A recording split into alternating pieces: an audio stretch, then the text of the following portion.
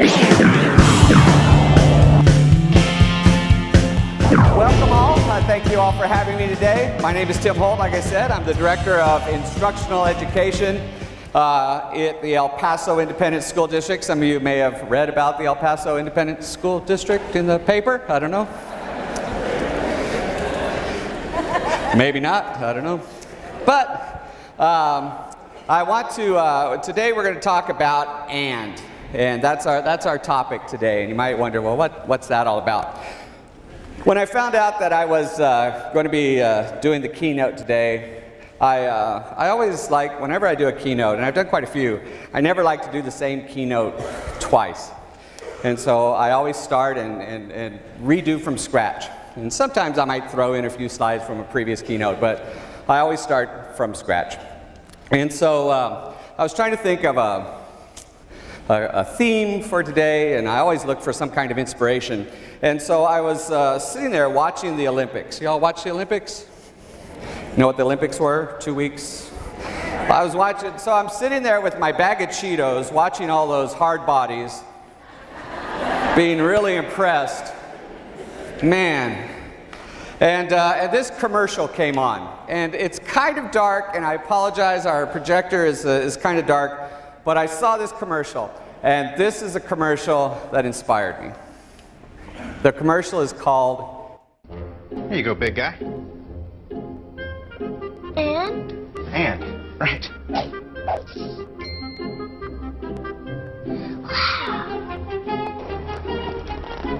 And? Right! Congratulations, you got the job. And? Stock options. Those are nice jeans. And? And I can open more. So you might say to yourself, what the heck does that have to do with anything? I'm really not plugging Coke Zero, although probably at lunch today, several of you are actually going to go out and try Coke Zero. Let me tell you, just off the bat, it sucks. So, but the commercial is good. So what we wanted to talk about today was and. If you notice in that commercial, the guy all through his life kept asking the question and what else? It's like what's added to this? What am I getting extra? What's the add-on to whatever I'm getting? And I get more sprinkles in my ice cream. And I get a dog that does incredible tricks. And apparently I should go buy jeans because. So today I'm going to talk to you about what your and is and what our students' and is and what they're doing and what we need to be doing to get to their and. So what is the students' and? Where are the students at right now? What are they doing in their education after they get our lessons? What do they do? What's their and? What's the and in their life? Now, if you're like me, well, you're probably not like me because you would be me. But if you are similar to me, you've got a teenager or you've got kids, and I'm always asking them, so what did you do in class today? What did you do? What did you learn? And what's the answer? Nothing. We didn't do anything. So I've gone through 4 kids, and every single one of them apparently has not done anything for 12 years. Which is quite impressive, I think. So I want to talk about what our kids are at. So have you ever thought about how many minutes a day our kids are in school? So let's, actually academic minutes, not lunch minutes or anything like that. They're in there about 450 minutes a day if you consider a 7.5-hour day. So they're in there about 450 minutes a day. So I want to ask you this question. What 30 minutes of those 450 minutes do our kids remember most out of that day? Lunch? What else? I asked my son today, I was driving across the mountain. My son goes to a school in northeast El Paso, which I won't mention, but it's Chapin High School. And So I asked my son, so I said, on a typical day, what do you remember most? And he said exactly what you said, lunch. I remember lunch. I remember going out with my friends. I remember heading out to lunch. And I thought it's kind of strange, isn't it? That even us, this room full of educators, our immediate answer to the question, what do our kids remember most, is something that we have nothing to do with. Isn't that kind of scary? Unless you're making lunch every day for our kids, which some of you are, food service folks, I know. But that kind of bothered me, so I'm wondering, what's their and? What are they doing?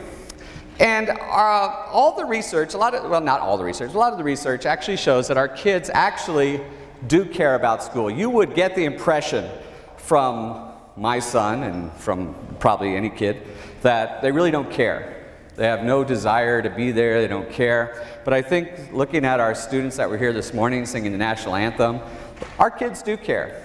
They care about things like getting involved in the world. They worry about their future. They worry about are we leaving them a better world than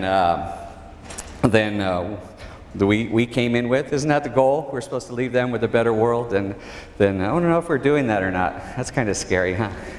And so our kids actually are, our 21st century kids actually are really interested in doing these things. And so what do? They go out after school, and that's where they start getting interested in learning. They go out outside of school and start getting interested in learning. They start using that technology that's available to them outside of school. I want to show you this little thing. Perhaps some of you have them. You know what that is? It's a smartphone. In this case, it's an iPhone. Have you ever thought about an iPhone? You ever thought about a smartphone? A lot of your kids have these in your classes. They got some kind of phone. Look at that device. This device can link a kid, any kid, to the sum total of human knowledge. This little device, it's no bigger than a deck of cards. Yet, I have the sum total of human knowledge right here in my hand. So what do we tell our kids to do with this device that can link them to the sum total of human knowledge? Put it away. My son, who goes to a school in the Northeast, oh, I mentioned that already, he's always getting his picked up. And I believe that I have paid that particular high school about $13,000. Picking up, paying the $5 at a time fine for getting his, think about that, how much that is. So, using the technology that's available, the kids are actually starting to teach themselves. The kids are starting to teach themselves. And so I want to show you an example of where a kid is teaching himself. Now this kid is probably younger than most of the students that you deal with. This kid is a 6th grader. But I want you to watch what he did. The kids are starting to teach themselves. Whether we go along for the ride or not, they're teaching themselves. So does everybody know what that is?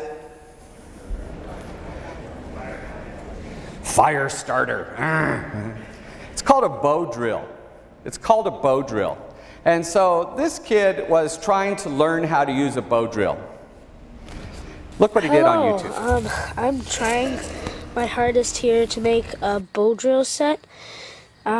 See this is my spindle, and this is my block that you put on the top. So when you're spinning it around like that, so it won't melt into your hand. And then this is the bow that I use, and I just use some paracord, nylon paracord. And then this is the hearth that's made out of yellow cedar. The hole is right there, and I tried another hole, but that was too deep, so it didn't really work. And then this is the tinder, just normal dry lint. And I'm going to show you how I do it. and I'm doing it wrong. I know I am. And please comment down below so you can teach me how to do it. Okay? Okay, this is another part of how I actually do it, and I'm going to test it out. And once again, comment down below and tell me what I'm doing wrong.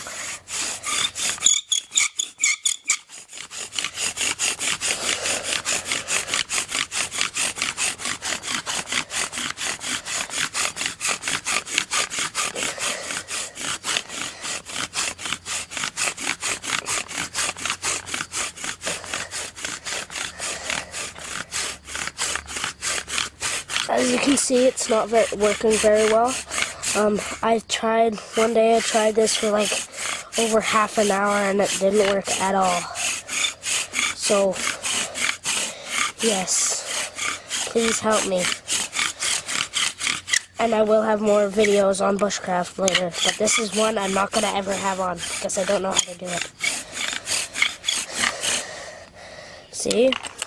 I don't know if you can see that, but there's not even a little coal, and if I touch it, it's not even very hot. So he goes on a little bit. So yes. He actually, even at the end of his video, he actually writes, please, please, please, help me out. And so what happened? What happened with this young man? So I took a screenshot just recently of this video on YouTube. This video has had 21,000 views. 21,000 views. He's gotten 116 responses, and they weren't snarky YouTube responses. These are like, you know, you should just get a match. They actually were people trying to help him out and explaining to him what he was doing wrong, including a chief from an Aboriginal tribe in New Zealand that left him. He goes, well, here's how our people do it. Now, does it strike you as odd that an Aboriginal chief in New Zealand has internet access and is watching YouTube? That's pretty cool, isn't it? So, kids are going way beyond the boundaries of the classroom, and they're teaching themselves. This is just one example. There's hundreds, and there's like literally thousands of examples like this on YouTube, where kids are either finding the answers to questions or they're posing questions, and they're going out beyond the campus to get the answer. This could just as easily be, how do I fix my car? How do I cook this particular item? Anything like that. Kids are up there doing that. So I thought that was very impressive, that 21,000 views. I have videos up on YouTube, and the biggest video I've ever put up has like 700 views. That damn kid's got more views. So this is what our kids are at. This is where our kids are at. They're in this landscape right now. They're out there advocating, they're communicating, they're engaging, they're collaborating, they're thinking, they're changing. Then they want to do it, and they're doing it at very early stages in their lives. They're doing it very, very early. And sometimes we as educators are kind of holding them back, because what we do is we give them the lesson. We give them the lesson. Here's your lesson, with no and at the end of that lesson. We say, we got to get from A to B to C to D. And they're going out and finding the and on their own. So what we need to do as educators is tap the and, tap their and, find out where they're at. By the way, right here is a great breeze. I should just stand right here because I'm really hot. So. In a physical way, I guess.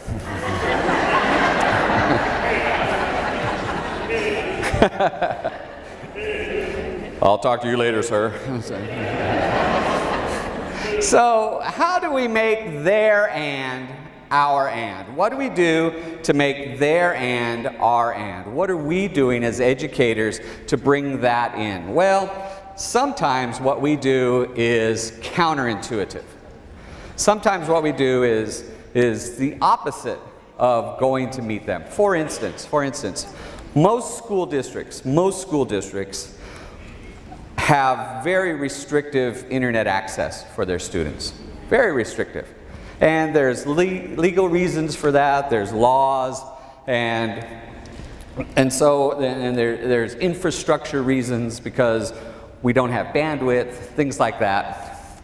And so we tell the kids, you can't go there, and you can't do that, and you can't do this. Now think about you in your job. What if somebody said, what happens to you when somebody says, you can't do that? I've got this great idea. I want to try something with my kids. And somebody says to you, you can't do that. What do you say? What do you feel? You like say, you go out the door and give several sign languages. It's really frustrating, isn't it? It's really frustrating. Our kids are living in the world of technology. They're really there. And if you have again, I'll go back to my teenage son. My teenage son has built himself a cave in his bedroom. And this cave has an Xbox, and this cave has a computer, and this cave has his cell phone. And we always say to our kids, you know, get out, go exercise, you'll end up looking like me. So my son goes down to the YMCA and pumps iron for like 30 minutes, and he looks like, you know, like Adonis, and I'm like, oh crap. That argument doesn't work.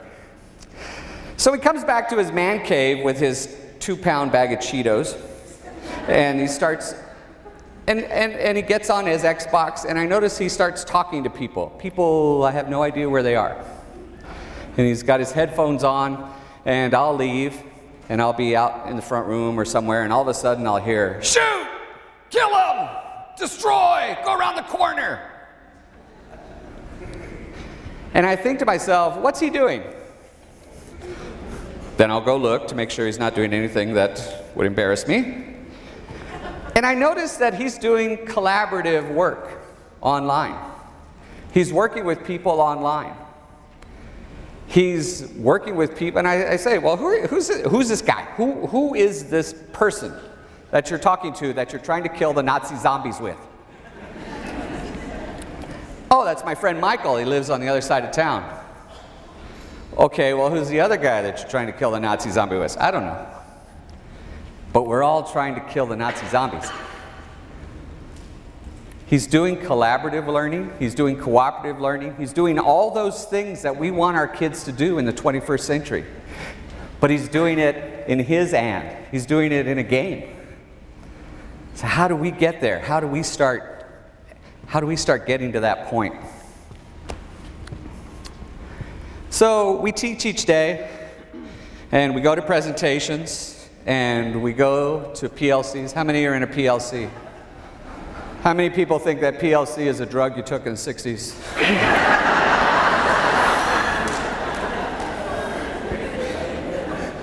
You're going to use that line, aren't you? Yeah. So we go to conferences like this, and then by the end of the day, we look like those people. Right there. I've had it. I've had it. How do you make those things more interesting? How do you make the lessons more interesting? How do you make the conferences more interesting? How do you make the PLCs more interesting? How do you make, and for those of you that don't know what a PLC is, it's a professional learning community. Professional learning community. All those people you hang out with, all those people that you learn from, that's your professional learning community. Okay? It might be the people in this room. Look around. These are your members of your professional learning community. So how do we extend that professional learning community to make it a little bit more interesting? What's your and? What's your add-on? What have you done to make yourself a better educator? What have you done to and at the end of this conference? Here's what I would do at conferences. I would go to a conference and I would get all these handouts. Tons and tons of handouts. I'd walk away with a bag handed out by Pearson. It was always Pearson. I'd have the Pearson bag. Tons of it. And then I would go back to my classroom and I'd put the bag somewhere. And then about 181 days later, I'd find that bag. Oh! Wow, I was supposed to have done that the first week of school. Oops. Oh, well. Oh, I was supposed to join that group. Never did it. Oh, man. Because if you're like me, your desk was like a geological formation. The oldest papers were on the bottom. It's like strata in geology. The newest stuff's on top. So you dig on the stuff that's on top, the old stuff. It's not important because you can't see it. So I decided, what do I need to do? I need to do something to go beyond what I was used to doing. I needed to start sharing. And so I had a member of my instructional technology team, and he started doing this thing called blogging. And he would start writing about work on his blog.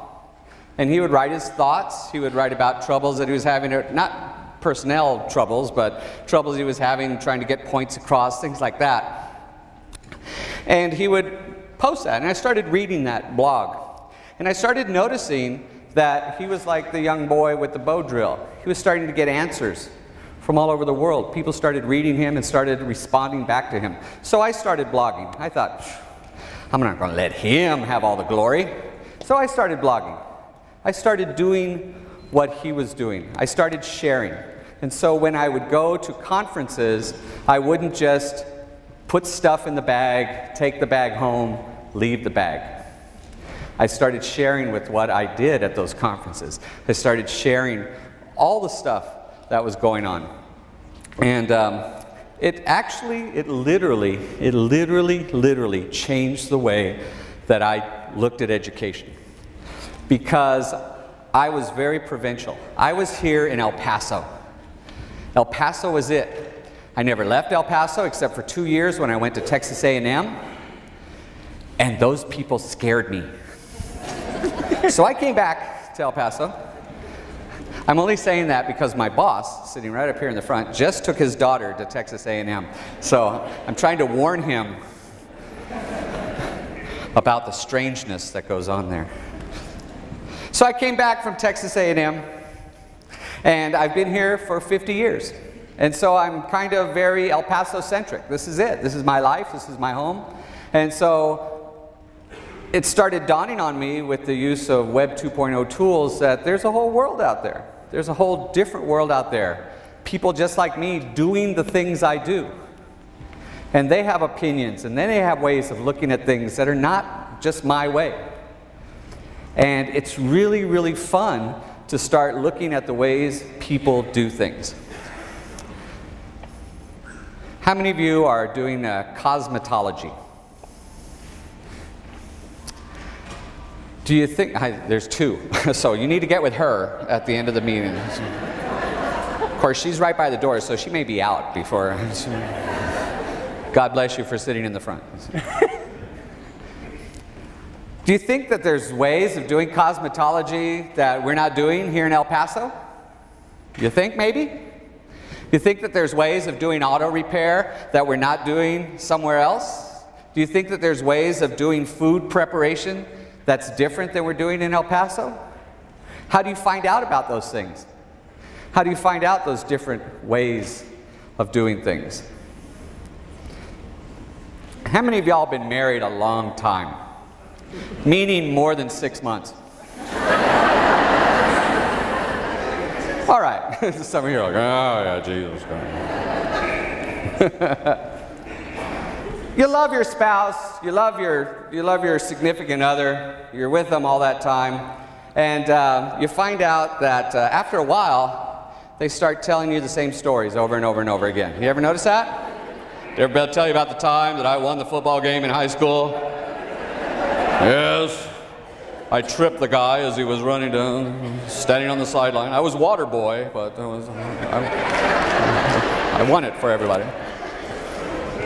that's what living in a geographical area or having the PLC that's isolated is like. You love the people, you love that person, but after a while, the stories start repeating. So how do you get new stories? How do you start expanding your horizon? How do you start expanding your professional learning community? You should become a connected educator. There's no more ifs, ands, or buts about this. You should become a connected educator. You should start connecting to people that are not in El Paso. I used to use the term, you should start hooking up with people outside of El Paso. But then somebody explained to me what hooking up meant. And so I don't use that term anymore. You should start connecting to people outside of El Paso. You should start connecting to people professionally. It's no longer it's no longer a maybe I should kind of do thing. It's you should. You just should. There's no way around it. And the reason is your students are doing it. And if you're not in the space that your students are in, then how can you connect with them? I often ask this question, and it's not actually part, but I just thought of it because my brain is actually working today. We always tell our kids, you should go to college, right? Don't we say that? You should go on college, college, college, college. When was the last time you were in college? When was the last time you took a college course? How do you know what it's like to be in college now? If the last time you were in college was in 1973, maybe college has changed a little bit since then. You know that 50% of all college is online now? 50%. 50% of all college is online. Are we teaching our kids to take online courses? I don't know. I don't know. But if you're not in that space where our kids are at, maybe we're cheating them. I actually kind of think that the idea of being a network teacher, that's probably a hard graph to see, but a network teacher, a connected teacher, actually has wikis and creates wikis and blogs and reads wikis and blogs. There literally are hundreds of thousands of educators out there sharing stuff for free. Sharing stuff for free. Last night on my blog, I put this presentation online. See, and none of you were reading my blog. If you were reading my blog, you would have seen the presentation ahead of time. Within 30 minutes of me putting that up online, somebody in San Antonio had posted it on their blog site. Now, my blog is no big deal. I get maybe 1,000 readers total in 10 years. But the guy that reposted my presentation, he gets 10,000 readers a week on his blog. A week. And so I immediately, when I saw this, I saw it on Twitter, I was like, oh boy, he put it up. So I ran to his site, and he posted it, and he goes, Tim Holt's got this good presentation, read through it, da da da da da. And then at the end he goes, P.S. Tim, check slide 25 and 27. You have misspelled words.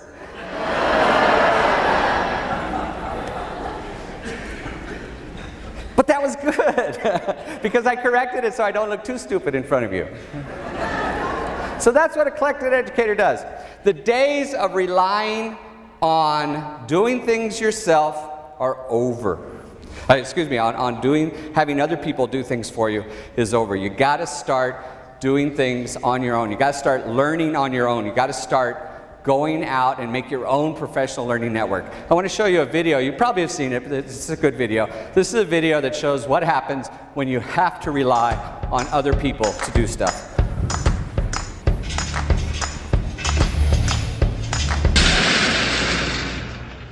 Whoa, that's not good. Oh, I don't need this. I'm already late. Somebody will come. Anybody out there? Do you have a phone? No. Sorry. Somebody! Hello? There are 2 people stuck on an escalator and we need help. Now, would somebody please do something? Help! I don't believe this. You gotta be kidding me. I'm gonna cry. Well, there's not enough left to do, is it?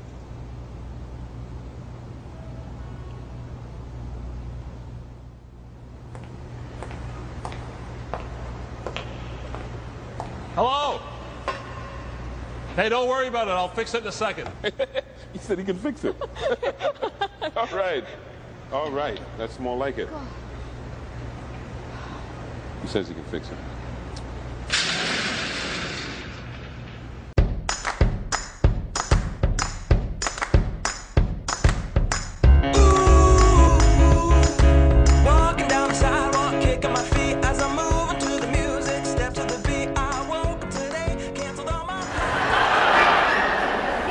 Sometimes you have to do things on your own. Sometimes you have to share what you're learning. When you go back today after this conference, are you going to share what you learned with anybody? Or are you going to keep it all to yourself? Just think about the state of Texas right now. Every single teacher in the state of Texas is going back to work and they're being told something.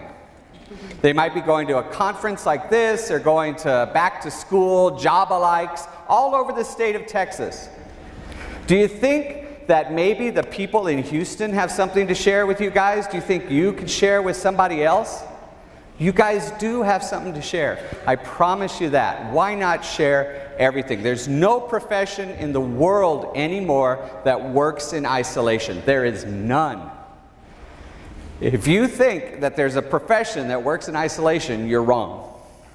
They connect with somebody somehow. I want to show you an example here. This is a guy that, it's kind of hard to see, but he's out there, he's a scientist, and his name is Ted Scambos. And I want to show you where he is, and it might be hard to see, but he works, this is El Paso, we're starting in El Paso, this is where he works. Watch where he works. He's got this little place in this place called McMurdo Station in Antarctica. That's where he works. And he's at the very bottom of the earth. And guess what he does? Every day he's got a blog called On Thin Ice, where he shares what he's doing with all the other scientists that might be interested in what he's doing. Because not every scientist can go down to Antarctica and do his work with him. So he shares all of his work. How cool is that? How cool is that? And there's not, I was looking the other night, I was thinking, you know, I'm going to be speaking to guys, and there's probably not any auto repair blogs out there for teachers. I bet that's pretty uncommon. So I Googled auto repair blogs. 10,752 auto repair blogs out there. Cosmetology. I had to get it right because I misspelled it, and a bunch of astronomers came up the first time.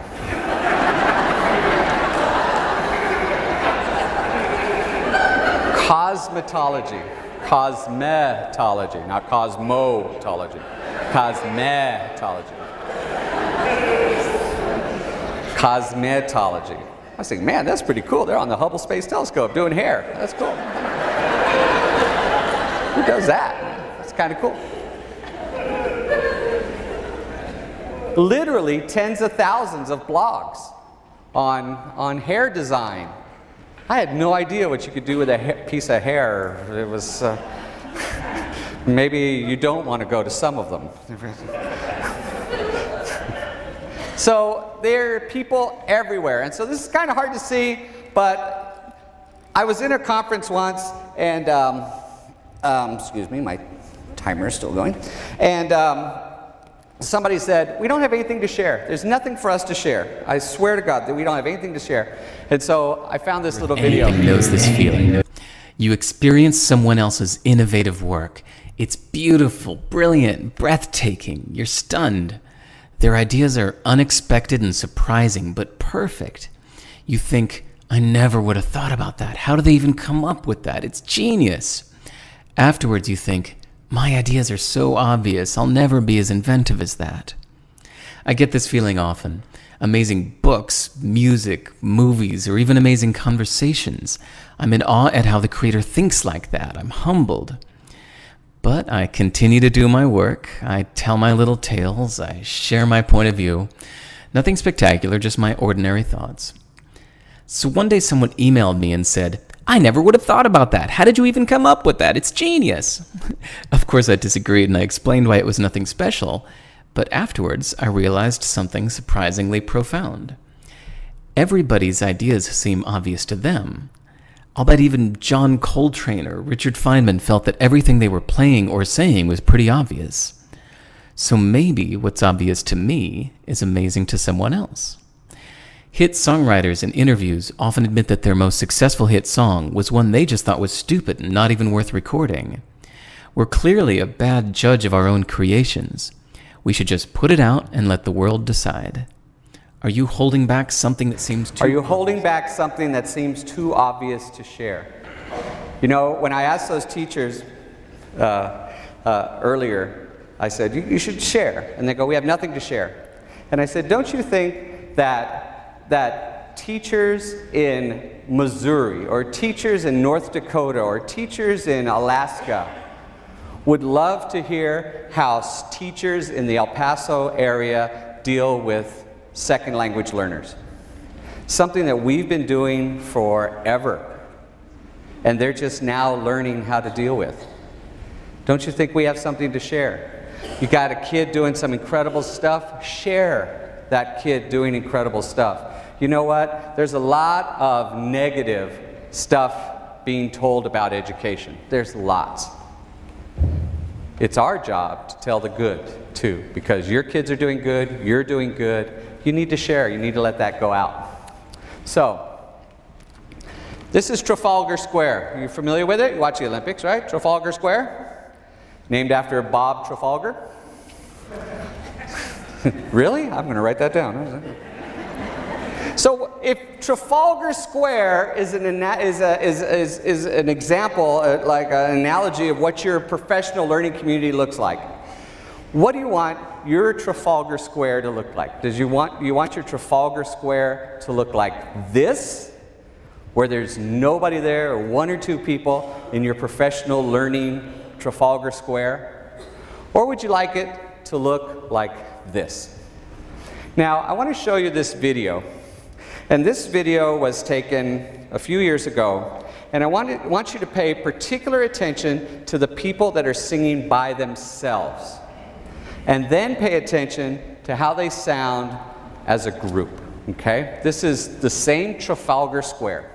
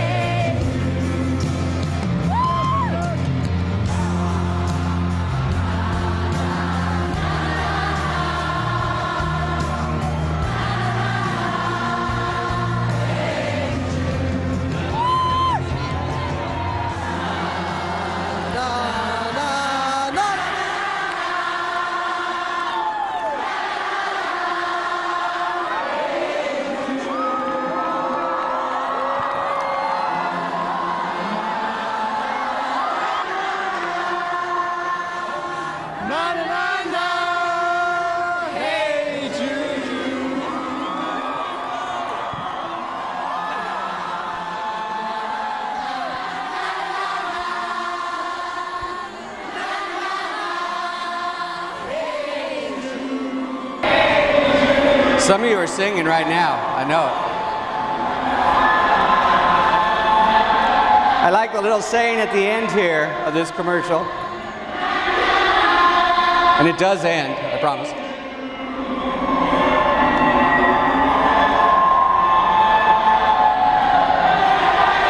Life is for sharing. Life is for sharing. Teaching is for sharing. Educating is for sharing. If you start sharing with your colleagues, you'll find your and.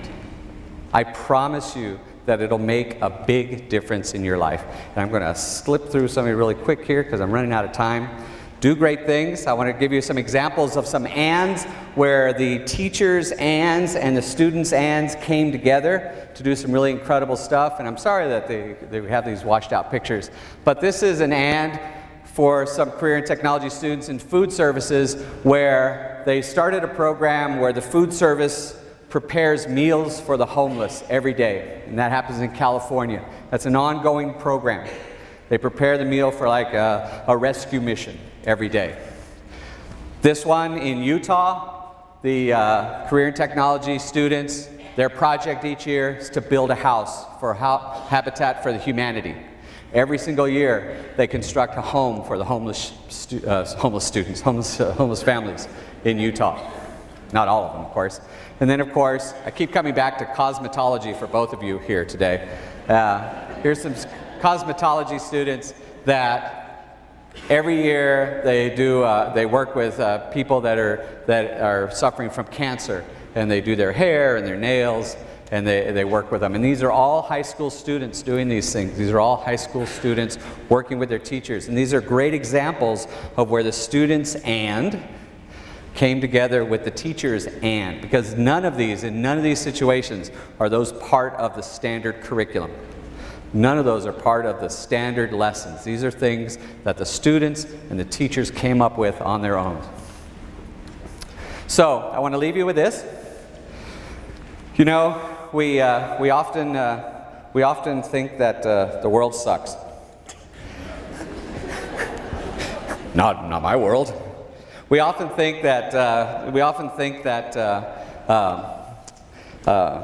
you know, another year. How many of you started this week and you said to yourself, 4 years to go, 1 year to go? How many of you know somebody? Nobody said that themselves, but they all looked at somebody. Oh, well, Bob. So I found this little clip which was about the future and how the future, it's not so bad. It's really not so bad. You know, we have some difficult times coming up in education. Dr. Vasquez mentioned that in his little speech about how our legislatures, you know, got this little war on education going on. We've got politicians that think education should change. We've got all different kinds of groups thinking and so it might be very easy for us to think the negative. It might be easy for us to think the negative. But I guarantee you, if you start connecting out there, if you start expanding your professional learning community, you're going to find that there's a lot of people out there that'll support you. There's a lot of people out there that'll help you. There's a lot of people out there that'll give you ideas. So let me leave you with this little video here. Climate change, deadly earthquake, a suicide bomber, terrorism, nuclear device in the heart of the nation's capital. It's no wonder that we're pessimistic. It's no wonder that people think that the world is getting worse.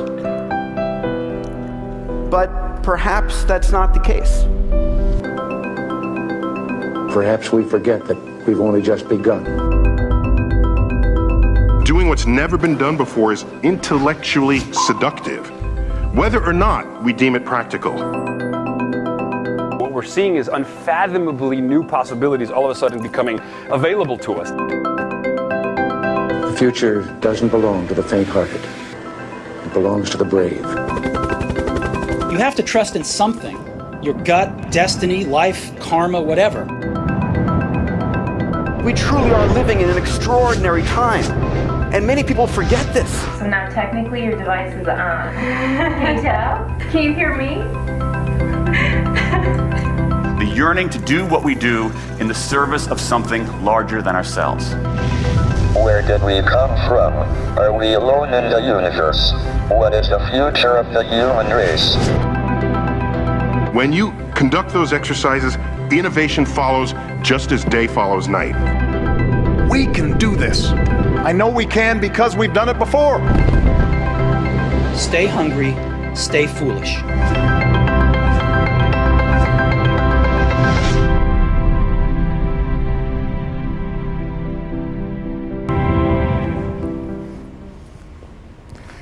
Today's conference has this theme, Tomorrow's Workforce Today. I hope that you think about that because the subtitle is Leading the Way to Student Success. So you're talking about tomorrow's workforce today. What does that mean to you? What is that, by the end of the day, will you be able to look at that phrase and say, yeah, I learned something today that I hope I can share with my students. I hope I can share something, except for the Socorro people who apparently everything was canceled, so. It's all right. Go to the El Paso thing, it's all right. We're welcome. I challenge you to find your and. I challenge you to look at your students' and, find it. I challenge you to share your and, because you are all wonderful, wonderful people. You're in education. There's got to be more to you than meets the eye. You guys are here because you want to improve humanity. You took this job because you have faith in the future. You didn't take this job for money.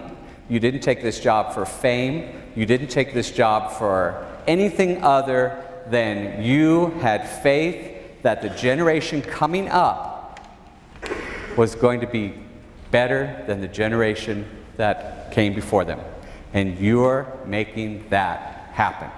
I want to thank you for making that happen. I want to thank you for inviting me here today. If you have a chance, that's where I'm sharing. That's where my and is. I've got a guy in the back, that's Ivan. Ivan's recording this. We're going to post this online because I told you I share everything, so we're going to share this too.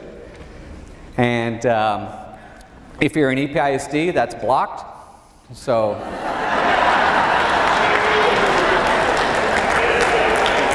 you'll have to go home or go to Starbucks to read it. Thank you all for having me here this morning. I appreciate it. Have a great conference.